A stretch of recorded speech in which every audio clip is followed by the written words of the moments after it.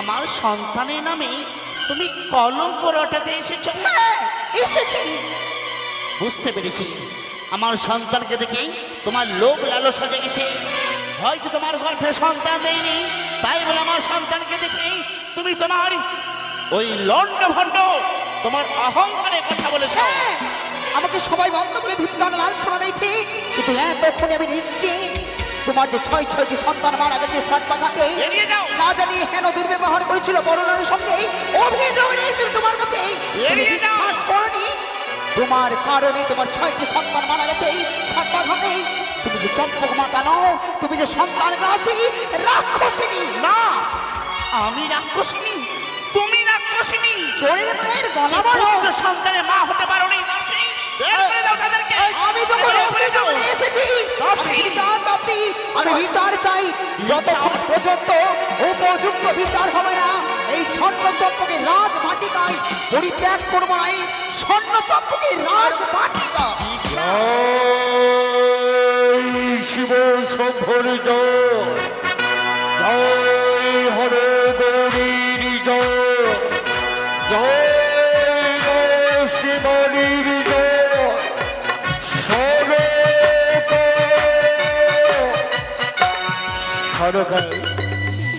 শিব পুজো সম্পূর্ণ করে আরতির ডালা নিয়ে এসেছি তোমার কাছে। তোমারই কপালে দেব চন্দনের ফোঁটা বলে একে কেই যেন অভিমান করে আজ রাজবাটিতে দাঁড়িয়ে নিয়েছে। কেই তো একে বৌঠান নয়নে তোমার অভিমানের অশ্রু ধারা বয়ে যায়। ভরাকান্ত মন নিয়ে এসেছো এই চম্পক বাটিতে। এমন কি হয়েছে বৌঠান, কেনই বা এসেছো এই রাজবাটিতে? আমি অভিযোগ নিয়ে এসেছি নন্দন। অভিযোগ? কি এমন অভিযোগ নিয়ে এসেছো চম্পক নগরে বৌঠান? আচ্ছা বলো তো, কেউ যদি আমার কাছে আমার সঙ্গে দুর্ব্যবহার করে থাকে এই পবিত্র সিংহাসনে বসে, তুমি তার কি করবে? কি বললে? তোমারই সঙ্গে যদি কেউ অন্যায় করে থাকে, যেই পবিত্র সিংহাসনে বসে হাজার হাজার প্রজার বিচারি করে চাঁদ সদাগর, সেই পবিত্র সিংহাসনে বসে তার আমি উচিত বিচার করবো বৌঠান। তবে আমার এতগুলো সর্বনাশ করেছে এর জন্য দায়ী কে জানো? অন্য কেউ নয়, একমাত্র তব কনিষ্ঠ পুত্র শ্রীমান দুর্লভ। অসম্ভব বৌঠান, অসম্ভব। ছি বৌঠান, যার মুখ থেকে এই দুধের গল্প বের হয়নি, এত বড় অন্যায় করেছে আমার সন্তান তোমার কাছে আমার বিশ্বাস হয় না। আমার মস্তকের কেশ এলোমেলো করেছে নন্দন। তোমার কেশ খানে এলোমেলো করে দিয়েছে, বুঝতে পেরেছে। শিশু সন্তানই আমার রাজানি না বুঝে হয়তো তোমার কেশখানে এলোমেলো করেছে। ও গো মহারানী সনকা, তাকিয়ে দেখো সনকা, তাকিয়ে দেখো, আজ আমার মৌখানের কেশখানে এলোমেলো করেছে। তাকে অর্থপুরে নিয়ে গিয়ে তার কেশখানা ভালোভাবে আঁচড়ে দাও। শুধু তাই নয়, তাহলে আমার গজপতির মালা ছিঁড়েছে। তোমার গজপতি মালা ছিঁড়েছে, তাহলে শোনো মৌখান, একখানি মালা ছিঁড়েছে আমার সন্তান লক্ষিন্দর। শত শত মালা দেবো তোমায় আমি তৈরি করে। শুধু তাও নয়, তাহলে আমার মাটির কলস ভেঙেছে নন্দাই। মাটির কলস, শোনো মৌখান, একখানি মাটির কলস ভেঙেছে আমার লক্ষিন্দর। মাটির কলসের পরিবর্তন হবে স্বর্ণ কলস। সকলে কিছু যখন ফিরিয়ে দিতে পারবে, তবে কনিষ্ঠ পুত্র শ্রীমান দুর্লভ লক্ষিন্দর আমার সম্মানটুকু নিয়ে ছিনিমিনি খেলা করেছে। তবে ফিরিয়ে দাও, ফিরিয়ে দাও, ফিরিয়ে দাও আমার সম্মানটুকু, ফিরিয়ে দাও। বিশ্বাস হয় না মৌখান, আমার বিশ্বাস হয় না। আমার কনিষ্ঠ পুত্র লক্ষিন্দর তোমার সঙ্গে অন্যায় ব্যবহার করেছে। সে দেখে দেখে সরবরে তোমার কাছে চেয়েছে সেই আলিঙ্গন। আমার বিশ্বাস হয় না মৌখান। আজ আমি বুঝতে পারলাম, আজ আমি বুঝতে পেরেছি মৌখান, বুঝতে পেরেছি যারই গর্ভে সন্তান জন্মগ্রহণ করে না সে কিবা বুঝবে সন্তানের ব্যথা। তুমি না পথরানি, এ কি অন্যায় করেছিলে আমার সন্তান? এত বড় কলঙ্কের ছুরি তার মস্তকে দিতে এসেছ। সত্যি বলেছো, তুমি সত্যি বলেছো। আমার লখাই, আমার লখাই এত দুর্ব্যবহার করতে পারে না। সনকা, আমি জানি সনকা, আমি জানি আমার সন্তান অন্যায় করতে পারে না, কিন্তু মৌখান এর প্রমাণ কি রয়েছে? আমার সন্তানে তোমার সঙ্গে অন্যায় করেছে। সে দেখো আমার সর্বঙ্গে অলঙ্কার ভেঙে চারখান করেছে। শোনো আমি এত মৌখান, করে দিচ্ছি, এই স্বর্ণ চম্পকের রাজ প্রাসাদে আমার উপযুক্ত বিচার হবে না। তাই আমি পরিত্যাগ করবো এই রাজ প্রাসাদ। প্রাসাদের বাইরে গিয়ে আমি এই চম্পকের প্রজাবিন্দু সম্মুখে উচ্চ স্বরে চিৎকার করে বলবো, ওগো চম্পকবাসী, তোমরা সকলে শুনে রেখো, চম্পকের মহারাজা নিজের বিচার করতে পারে না, তোমাদের বিচার কি করবে? চম্পকের মহারাজা দাঁড়াও মৌখান, দাঁড়াও। সত্যি যদি প্রমাণিত হয় আমার লক্ষিন্দর তোমাদের কাছে অন্যায় করেছে, যেই পবিত্র সিংহাসনে বসে আবার হাজার হাজার প্রচার আমি বিচার করেছি, সন্তান হলেও আমি তাকে ক্ষমা করে দেব না। আবার সন্তানের আমি বিচার করব। সন্তানের যদি আমি বিচার না করি, আমার চম্পকনগরে অগণতি প্রচার সে বলবে চাঁদ সনগরে বিচার করতে জানে না। আমি জিজ্ঞেস করবো সেই আমার লক্ষিন্দরকে, কে আছি, লক্ষিন্দরকে আমার কাছে পাঠিয়ে দে। প্রণাম পিতাগো। আশীর্বাদ করি লখাই, পৃথিবীর সর্বসুখ যেন তোমার মস্তকে পরিশোধ হয়। লখাই, বলো। কোনদিন তুই আমার সামনে দাঁড়িয়ে মিথ্যা কথা বলিসনি, না আজও বুঝি বলবি না? না পিতা। বলতো কি? বলতো লক্ষিন্দর, আমার অবর্তমানে এই পবিত্র সিংহাসনের রাজা কে হবে? যদি বলি পিতা আমি হব রাজা, এই আমার অবর্তমানে পবিত্র সিংহাসনে বসবে তুমি। কোন প্রজা যদি চম্পকনগরে অন্যায় করে তারে কি বিচার করবে? তার বিচার হবে কঠিন থেকে কঠিনতম কঠিন শাস্তি। থেকে কঠিন বিচার। হ্যাঁ। লখাই, কি তাহলে বলতো বাছা, কি পিতা? যখন এই পবিত্র সিংহাসনে বসে হাজার হাজার প্রজার বিচারে তুমি করবে, বলতো তুই কি তোর মায়ের হাতে খাওয়ারে খেয়ে দিঘি সরোবরে গিয়েছিলি? দিঘি সরোবরে গিয়ে কি তোর মামিমাকে অন্যায় কথা বলেছিস? পিতা এ তুমি কি বলছো? দিঘি সরোবর সে আমার কোথায় পিতা? কিন্তু জানি না। কি বলে সেই দিঘি সরোবরে তুই যাসনি? মহারানী, প্রভু, ওগো সনকা, স্বামী, সন্তানের মুখপানে চেয়ে আমি সবই কিছু বুঝতে পেরেছি। কি কোন সন্তান সন্ততি পিতার সামনে দাঁড়িয়ে সত্যি কথা বলে না। স্বামী? তুমি না তার গর্ভ ধারণী জননী জিজ্ঞেস করো তোমার কোন ধরনের সন্তানকে হ্যাঁ গো। সেই কি দিঘি সরোবরে গিয়েছিল কিনা? লখাই, মা লখাই রে, লখাই, লখাই রে। বলো মা, বলো বলো না।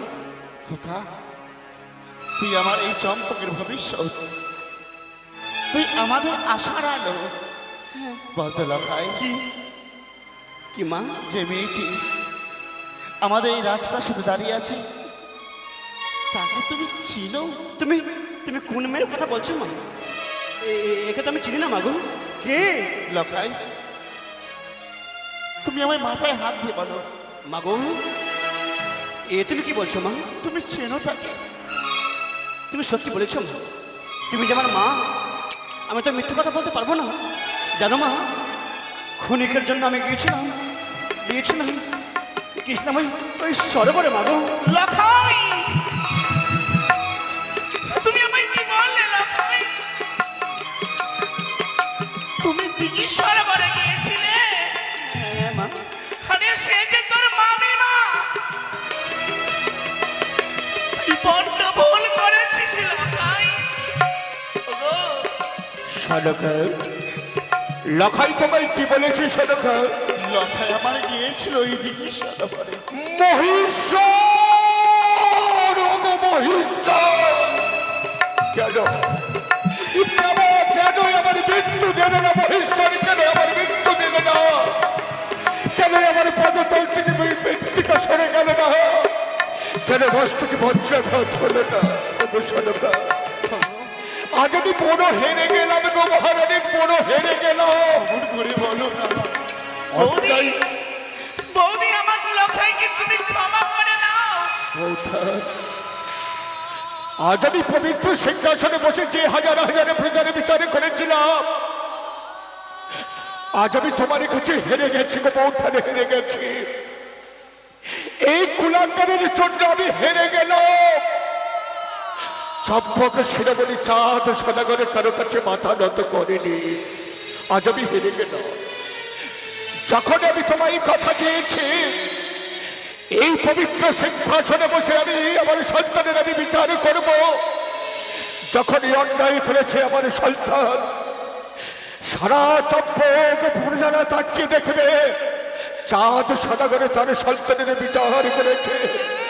আমার সন্তানের বিচার হবে এমন বিচার, আমার সন্তানের বিচার হবে বদ্ধভূমিতে নিয়ে গিয়ে তার শিরোচ্ছে।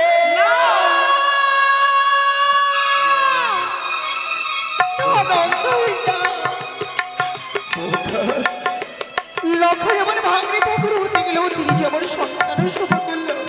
এত বড় বিচার আমি করলাম, আমি এক মা হয়ে কি করে সন্তানের মৃত্যু মুখ দর্শন করব?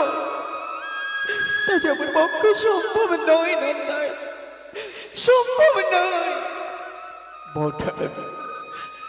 এত বড় বিচার করলাম আমার সন্তানের, সে বিচারে তুমি সন্তুষ্ট নও, তাহলে এমন কোন বিচারে পেলে তুমি সন্তুষ্ট হবে বৌমা?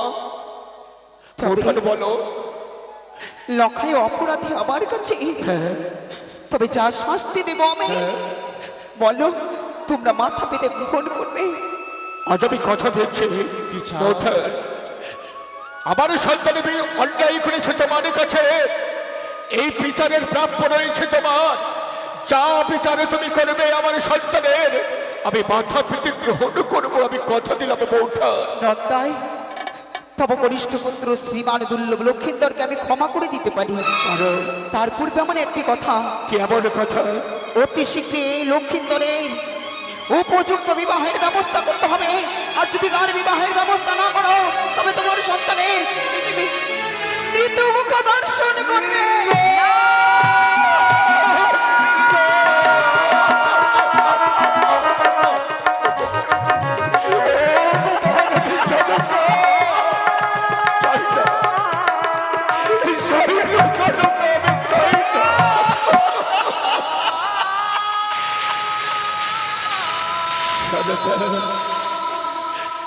কতটা ব্যথা পেয়েছিলাম, 6টি সন্তানকে হারিয়ে দিয়ে কতটা ব্যথা পেয়েছিলাম এই বুকের মধ্যে। আমি হারাতে চাই না আমার লক্ষিন্দরকে। তুমি আমার লক্ষের শুভ বিবাহ দিও না গো। কেন? লক্ষাইকে নিয়ে যে আমার বড় ভয়। কেন ভয় হয় সনকা? শোনোনি তুমি ধাত্রী মায়ের মুখের কথা? আমি লক্ষের বিবাহ দিতে পারবো না।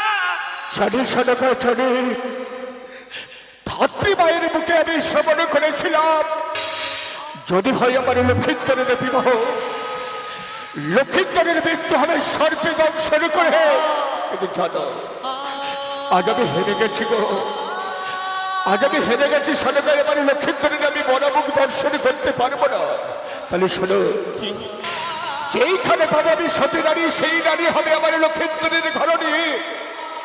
সঙ্গে নেব অস্ত্রগণ্ড তন্ডল, স্বামী যেবা নারী সিনাইবে অস্ত্রগণ্ড তন্ডল, সেই নারী হবে আমার লক্ষ্মীন্দরের সেই অর্থাৎ। যদি তাই হয়, চাও লক্ষের জন্য যেন সুপাত্রী দর্শন করে ফিরে আসতে পারো। তাই হবে, কিন্তু যাওয়ার পূর্বে যাওয়ার পূর্বে ব্রাহ্মণের সঙ্গে তুমি পরামর্শ করে।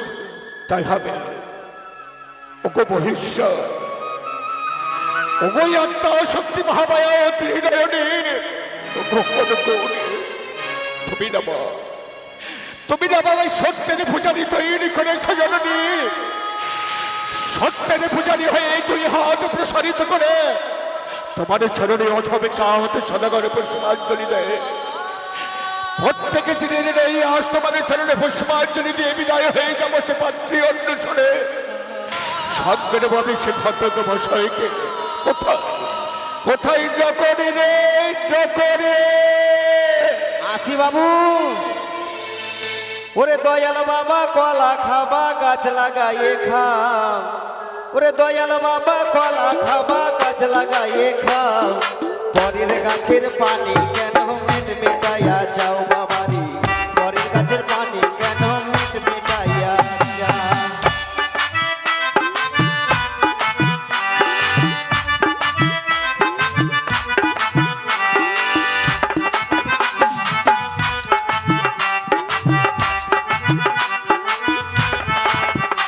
ওই দয়াল বাবা কলা খাবা গাছ লাগাইয়ে খাও, দয়াল বাবা কলা খাবা গাছ লাগাইয়ে খাও, পরের গাছের পানি কেন মিট মিটাইয়া যাও বাবারি, পরের গাছের পানি কেন মিট মিটাইয়া যাও।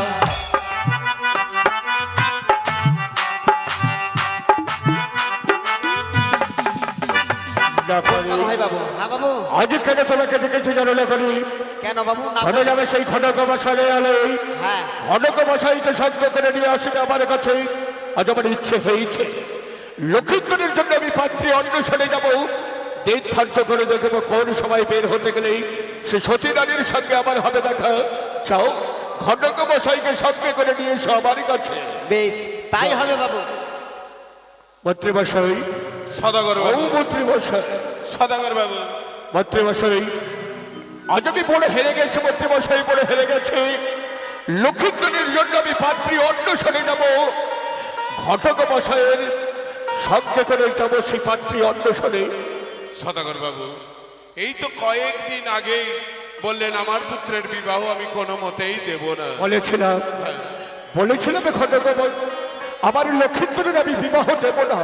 মন্ত্রীমশাই কিন্তু আজ আমার বৌঠানের কাছে আমি হেরে গেছি। আমার বৌঠানকে আমি কথা দিয়েছি আমার সন্তানের আমি বিবাহ দেব।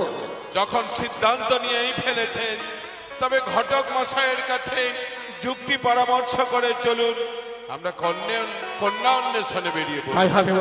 তাই হবে মন্ত্রীমশাই। ঘটক মশাইয়ের সঙ্গে আলোচনা করে আমরা বেরিয়ে পড়বো পাত্রী অন্বেষণে। তাই হবে, চলুন।